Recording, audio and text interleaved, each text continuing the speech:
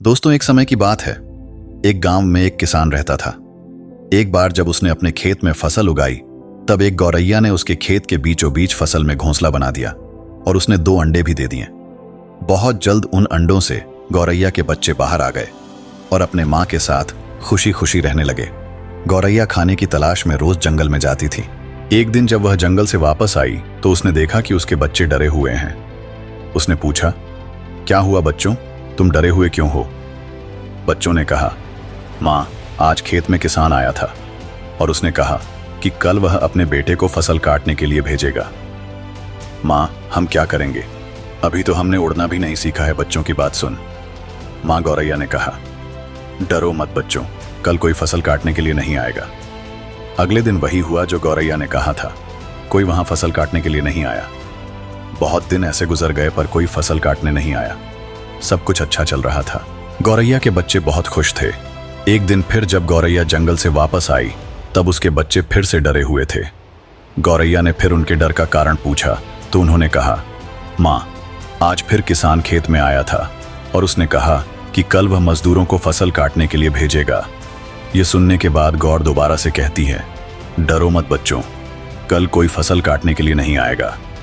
अगले दिन वही हुआ जो गौरैया ने कहा था। कोई वहां फसल काटने के लिए नहीं आया। एक दिन फिर जब गौरैया जंगल से वापस आई तब उसके बच्चों ने कहा, मां, आज किसान फिर खेत में आया था। वह फिर फसल काटने की बात कर रहा था, पर हमें पता है कि कोई फसल काटने के लिए नहीं आने वाला है। मां, गौर ने कहा, पूरा वाक्य बताओ। तब बच्चों ने कहा, मां, आज फिर किसान खेत में आया था और उसने कहा कि मैंने दूसरों पर निर्भर रहकर बहुत समय बर्बाद कर लिया। अब मैं कल खुद आकर फसल काटूं।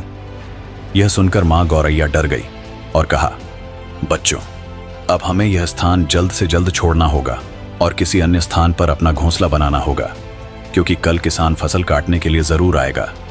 बच्चों ने कहा, मां, पर किसान ने ऐसा कई बार कहा है, पर प्रत्येक बार कोई भी फसल काटने के लिए नहीं आया है। आप इतने सुनिश्चित कैसे हो कि कल किसान फसल काटने के लिए जरूर आएगा? मां गौरैया ने कहा, पहली बार किसान फसल कटाई के लिए अपने बेटे पर निर्भर था। दूसरी बार किसान फसल कटाई के लिए मजदूरों पर निर्भर था। और जब आप अपने कामों के दूसरों पर निर्भर करते हो तो आपका काम कभी पूरा नहीं होता है।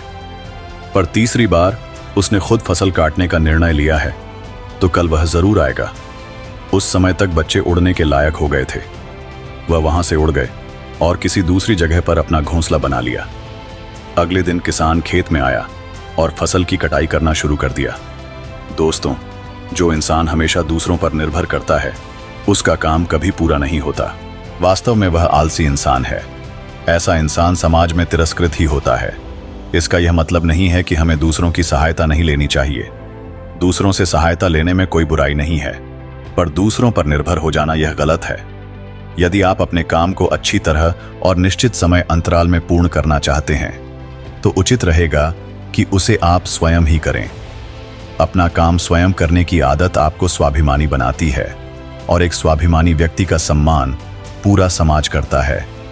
आपको सकारात्मक बनाए रखने की मेरी इस कोशिश को लाइक करें।